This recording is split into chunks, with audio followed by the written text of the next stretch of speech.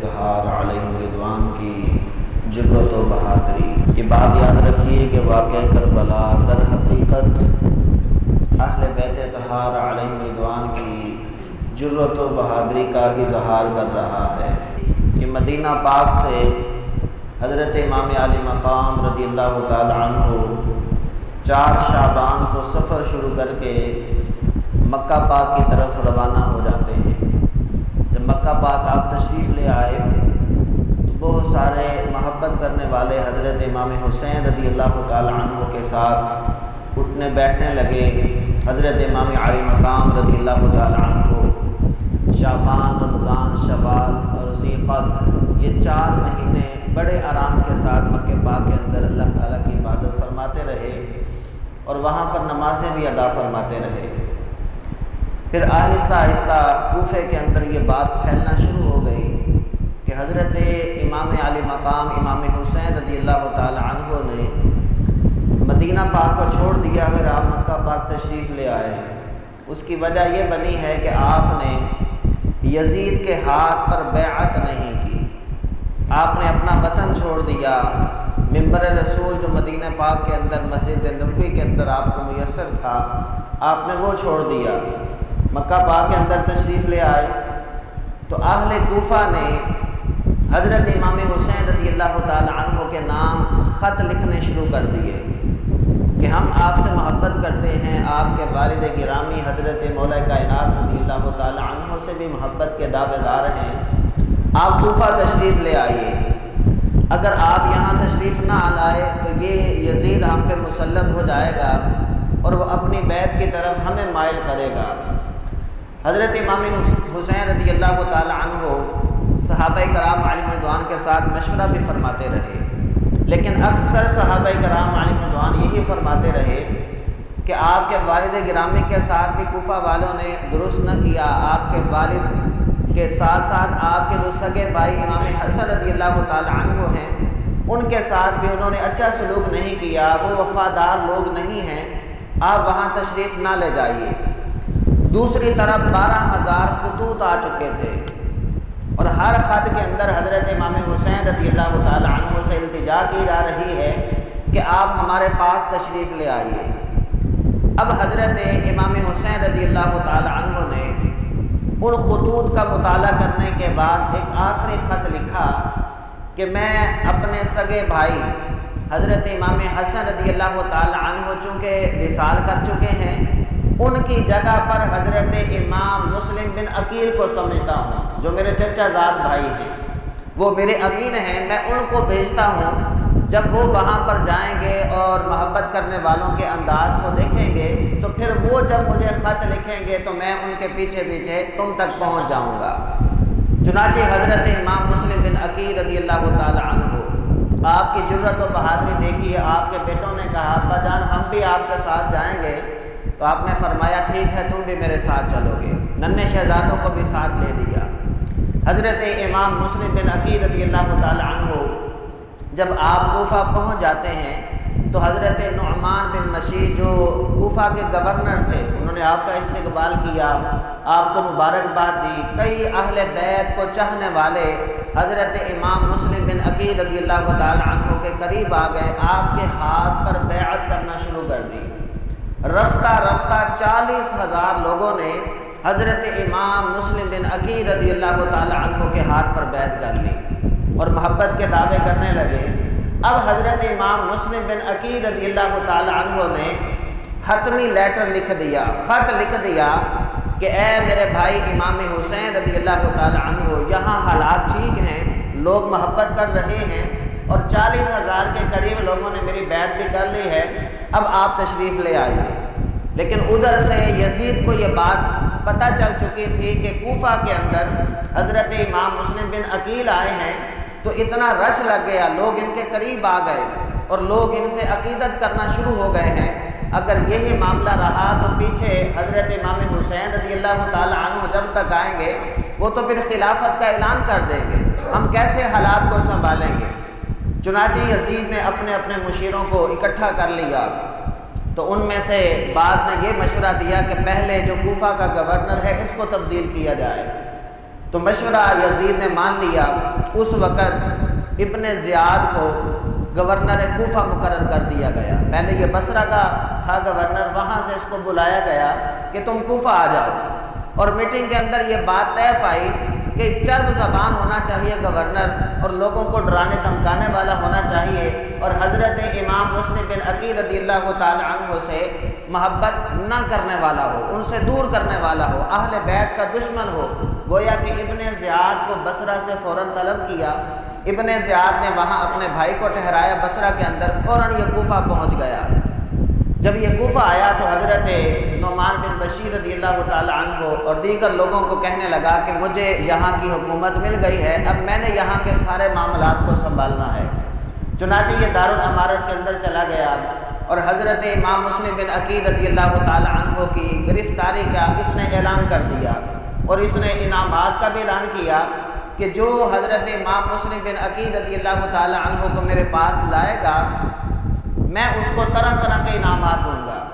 چنانچہ اب یہ بات بھی پھیلنا شروع ہو گئی، اور دوسری طرف حضرت امام مسلم بن عقیل رضی اللہ تعالی عنہ اپنے چاہنے والوں کے ساتھ دین کا کام بھی کر رہے ہیں۔ رفتہ رفتہ جب حالات بگڑنا شروع ہوئے تو ایک شخص کو حضرت ہانی رضی اللہ تعالی عنہ، ان کا بڑا اثر و رسوخ تھا کوفہ کے اندر، ابن زیاد نے ان کو پکڑ کے قید کر لیا اور کہا کہ امام مسلم بن عقیل رضی اللہ تعالی عنہ تمہاری بات زیادہ مانتے ہیں، ان کو میری بارگاہ میں لایا جائے، ورنہ تجھے مار دیا جائے گا اور ختم کر دیا جائے گا۔ اور لوگوں کے اندر یہ شور بھی برپا ہو گیا کہ حضرت ہانی رضی اللہ تعالی عنہ کو معاذ اللہ شہید کر دیا گیا، جبکہ حقیقت کے اندر ان کو قید کیا ہوا تھا۔ جب یہ بات اہل بیت اطہار علیہم رضوان سے محبت کرنے والوں کو پتہ چلی تو حضرت امام مسلم بن عقیل رضی اللہ تعالی عنہ نے سب کو اکٹھا کیا اور جا کر دارالامارت کے قریب گھیراؤ کر لیا کہ یہ تم نے کیا کیا، ہمارے بندے کو بلا وجہ شہید کر دیا گیا۔ تو اس نے کہا جی شہید نہیں کیا گیا، کیونکہ 40,000 لوگ تھے حضرت امام مسلم بن عقیل رضی اللہ تعالی عنہ کے ساتھ، اور ابن زیاد کے ساتھ 30 سے 40 افراد ہوں گے، بعد میں 50 لکھے ہیں، اس کے حمایتی بہت کم تھے۔ اب وہ ڈر گیا تو معاملہ سنبھالنے کے لیے اس نے کیا کیا، فوجوں کا ڈر سنا دیا کہ کہا کہ بصرہ سے بھی فوجیں آ رہی ہیں، قادسیہ سے بھی فوجیں آ رہی ہیں، جو آ کر تم سب کا قلع کما کر دیں گی، امام مسلم بن عقیل رضی اللہ تعالی عنہ کا تمہیں ساتھ چھوڑنا ہوگا۔ اب جو خواتین تھیں وہ اپنے بھائیوں کو سمجھانے لگیں، اپنے شوہروں کو سمجھانے لگیں کہ یہ والا معاملہ چھوڑ دو ورنہ یہ سارے ہمیں ہلاک کر دیں گے۔ چنانچہ آہستہ آہستہ لوگ حضرت امام مسلم بن عقیل رضی اللہ تعالی عنہ سے دور ہوتے چلے گئے، ڈر بیٹھ گیا، خوف بیٹھ گیا۔ حضرت امام مسلم بن عقیل رضی اللہ تعالی عنہ آپ کے حلقہ درس میں نماز پڑھنے کے لیے اتنی زیادہ تعداد ہوتی کہ لوگوں کا رش اتنا زیادہ ہوتا کہ مسجد کے اندر جگہ نہیں ملتی تھی، لیکن جب ابن زیاد نے فوجوں کا ڈر سنایا تو آہستہ آہستہ لوگ پیچھے ہٹتے گئے۔ حضرت امام مسلم بن عقیل حتیٰ کہ تنہا رہ گئے، آپ کا رات گزارنا بھی کسی کے گھر کے اندر مشکل ہو گیا۔ اب لوگوں نے کیا کیا کہ امام مسلم بن عقیل رضی اللہ تعالی عنہ، یہ ابن زیاد نے کوشش کی کہ ان کو شہید کروا دیا جائے، بہت ساری انہوں نے کوششیں کی، حملہ کرنے کی بھی کوشش کی، لیکن حضرت امام مسلم بن عقیل رضی اللہ تعالی عنہ ہر موقع پر فتح حاصل کر لیتے تھے۔ اللہ تعالیٰ نے آپ کو جرأت و بہادری ایسی عطا فرمائی تھی کہ جب آپ گھر سے نکل رہے تھے کسی نے آپ کو تیر مارا تو آپ کا ہونٹ کٹ گیا،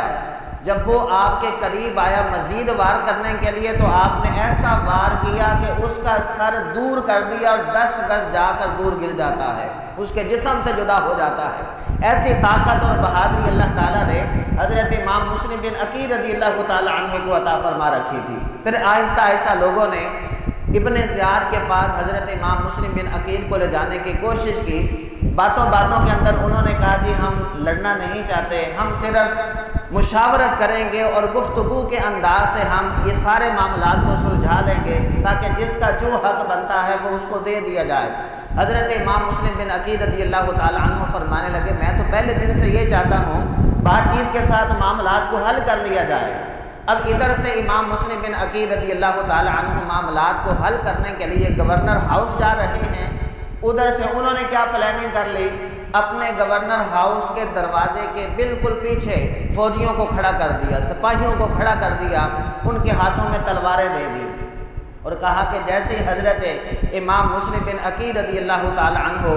اندر تشریف لائیں تو تم نے پیچھے سے وار کر دینا ہے۔ وہ بھی سمجھتے تھے کہ ان کا مقابلہ کرنا کوئی عام بات نہیں ہے، اللہ تعالیٰ نے ایسا جاہ و جلال اور طاقت عطا فرما رکھی ہے کہ سامنے سے کوئی مقابلہ بھی نہیں کر سکتا تھا۔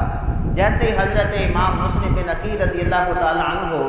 گورنر ہاؤس کے دروازے سے اندر انٹر ہوتے ہیں تو ان دشمنوں نے وار کیے، حتیٰ کہ آپ کے بازوؤں پر بھی وار کیے، آپ کے جسم پر بھی وار کیے، آپ کے ایک ہونٹ کو بھی کاٹ دیا گیا۔ یوں حضرت امام مسلم بن عقیل رضی اللہ تعالی عنہ جام شہادت نوش فرما جاتے ہیں، لیکن آپ جاتے جاتے یہ فرما گئے کہ میری وصیت ہے میرے بھائی حضرت امام حسین رضی اللہ تعالی عنہ تک یہ خبر لازمی پہنچا دینا کہ مجھے شہید کر دیا گیا ہے۔ اب وہی لوگ جو 40,000 آپ کے ہاتھ پر بیعت کر چکے تھے وہ تو آپ کا ساتھ چھوڑ گئے، آپ تنہا رہ گئے۔ اگر گفتگو سے معاملات حل ہو جاتے پھر بھی معاملہ درست ہو جاتا، لیکن انہوں نے سازش ایسی کی کہ آپ کو بھی شہید کر دیا گیا۔ اب حضرت امام حسین رضی اللہ تعالی عنہ تک تو حتمی خط پہنچ چکا تھا، حالانکہ صحابہ کرام علیہم رضوان بار بار یہ عرض کر رہے تھے کہ حضور آپ عراق کی طرف نہ جائیں، وہاں کے لوگ آپ سے وفا نہیں کریں گے۔ آپ یہ فرما رہے تھے کہ میں اتمام حجت کے لیے جانا چاہتا ہوں۔ اتنے ہزاروں خطوط میرے پاس آ گئے اور اب حتمی فیصلہ میرے بھائی امام مسلم بن عقیل کی جانب سے آ چکا ہے کہ یہاں کے لوگ تو محبت کر رہے ہیں، میرے ہاتھ پر بیعت کر رہے ہیں، آپ کا آنا ضروری ہو چکا ہے، اس لیے اب مجھے جانا پڑے گا۔ صحابہ کرام علیہم رضوان میں سے حضرت عبداللہ بن عباس رضی اللہ تعالی عنہ آپ پھر بھی فرمانے لگے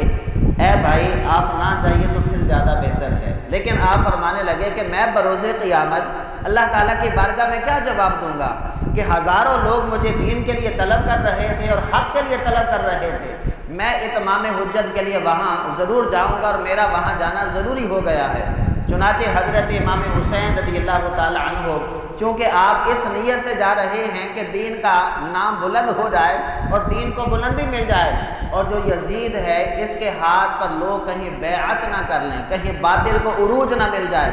باطل کو مٹانے کے لیے اور حق کا سر بلند کرنے کے لیے حضرت امام حسین رضی اللہ تعالی عنہ اپنے رفقا کو، اپنے رشتہ داروں کو ساتھ لے کر تقریباً 82 افراد کا قافلہ لے کر آپ مکہ پاک سے چل پڑتے ہیں کوفہ کی جانب۔ اب راستے کے اندر جگہ جگہ آپ نے کئی مناظر دیکھے، وہ بڑے طویل واقعات ہیں، حتیٰ کہ جب آپ کوفہ پہنچ گئے وہاں کے جا کر جب آپ نے حالات دیکھے تو عقل دھنگ رہ گئی کہ یہ کیا ہوا۔ ان لوگوں نے تو کہا تھا کہ ہم آپ سے محبت کرتے ہیں اور محبت کے دعوے دار ہیں، لیکن انہوں نے تو معاملہ ہی الٹ کر دیا۔ ادھر سے دیکھا کہ حر جو ان کی جانب سے 1000 کا لشکر لے کر آیا تھا اور اس کو یہ کہا گیا تھا کہ ان کے قافلے کو روکنا ہے۔ اب حضرت حر کو تو یہ نہیں پتا تھا کہ یہ کیا معاملہ ہے، بس وہ ان کی طرف سے اس لیے آ گئے کہ کسی اور قافلے کو روکنا ہے۔ لیکن یہاں پر بعض علماء نے لکھا ہے جب حضرت حر رضی اللہ تعالی عنہ کو حقیقت پتہ چل گئی تو آپ حضرت امام حسین رضی اللہ تعالی عنہ کی بارگاہ میں آئے اور آ کر کہنے لگے حضور میں تو آپ سے محبت کرتا ہوں، مجھے تو نہیں پتا تھا کہ یہ لوگ آپ کے ساتھ یوں سازش کریں گے۔ حضرت امام حسین رضی اللہ تعالی عنہ نے فرمایا کہ اب تو کیا چاہتا ہے؟ کہا جی میں معافی چاہتا ہوں، میں آپ کی جماعت میں شامل ہونا چاہتا ہوں۔ فرمایا کہ اے حر تو دنیا کے اندر بھی حر ہے، آخرت کے اندر بھی حر ہے۔ حر کا معنی ہوتا ہے آزاد ہونا، جاؤ ہم نے دنیا کے اندر بھی تمہیں آزاد کیا، آخرت کے اندر بھی تمہیں آزاد کیا۔ تو حضرت حر رضی اللہ تعالی عنہ پھر حضرت امام حسین رضی اللہ تعالی عنہ کے لشکر کے اندر شامل ہو جاتے ہیں۔ یہاں پر ابن زیاد نے جو سازشیں کی اور ولید نے جو سازشیں کی تھیں ان کے ساتھ مل کر یزید کے حکم پر یہ سارے معاملات ہوتے رہے۔ اس بات کو ذہن نشین رکھیے گا جب حضرت امیر معاویہ رضی اللہ تعالی عنہ کا وصال ہوا تھا اس سے اگلے دن ہی یہ سازش یزید نے کرنا شروع کر دی تھی، اور یہ رجب کا واقعہ ہے۔ حضرت امیر معاویہ رضی اللہ تعالی عنہ کا وصال 22 رجب کو ہوا، تو 22 یا 23 رجب سے یہ سازش ہونا شروع ہو گئی تھی۔ رجب بھی گزر گیا، شعبان بھی گزر گیا، رمضان بھی گزر گیا، شوال بھی گزر گیا، ذیقعد اور ذی الحج میں پھر آپ نے آگے سفر شروع کیا تھا، پھر جا کر محرم کے اندر یہ معاملہ جنگ تک اتر آیا۔ لیکن حضرت امام حسین رضی اللہ تعالی عنہ حق سے 1 انچ بھی پیچھے نہیں ہٹے۔ آپ نے حق کا ساتھ دیا، اپنی جان قربان کر دی، اپنی اولاد کو قربان کروا دیا، اپنے بھائیوں کو قربان کروا دیا، اپنا وطن عزیز مدینہ الرسول کو چھوڑ دیا، اور سب سے اعلیٰ جگہ مکہ پاک۔ حالانکہ ذی الحج کے مہینے میں آپ چاہتے تو حج کر کے بھی جا سکتے تھے، لیکن آپ نے حج نہیں کیا، آپ وہاں سے کوچ کر گئے۔ حالانکہ آپ نے اپنی حیات میں کئی حج کیے، لیکن اس موقع پر چونکہ دین کو بچانا مقصد تھا اور دین کا سر بلند کرنا مقصود تھا، اس لیے آپ نے حج بھی نہیں کیا اور سفر شروع کر دیا کہ میرے نانا نے جو محنت کے ساتھ دین کو پروان چڑھایا ہے، اس دین کو میں نے بچانا ہے۔ تو اس سارے واقعے سے جو ہمیں سیکھنے کو ملا کہ اہل بیت اطہار علیہ رضوان کو اللہ تعالیٰ نے کیسی جرت و بہادری عطا فرمائی کہ وطن تک چھوڑ دیے، بیٹے تک قربان کروا دیے، بھائیوں کو قربان کروا دیا، اپنا تن من دھن قربان کروا دیا، لیکن دین سے 1 انچ بھی پیچھے نہیں ہٹے۔ اللہ رب العالمین ان اہل بیت اطہار علیہ رضوان کے صدقے ہمیں بھی دین پر ثابت قدمی عطا فرمائے، دین سے محبت عطا فرمائے، دین اسلام کے احکامات پر ہم سب کو عمل کرتے رہنے کی توفیق عطا فرمائے۔ وآخر دعوانا الحمدللہ رب العالمین۔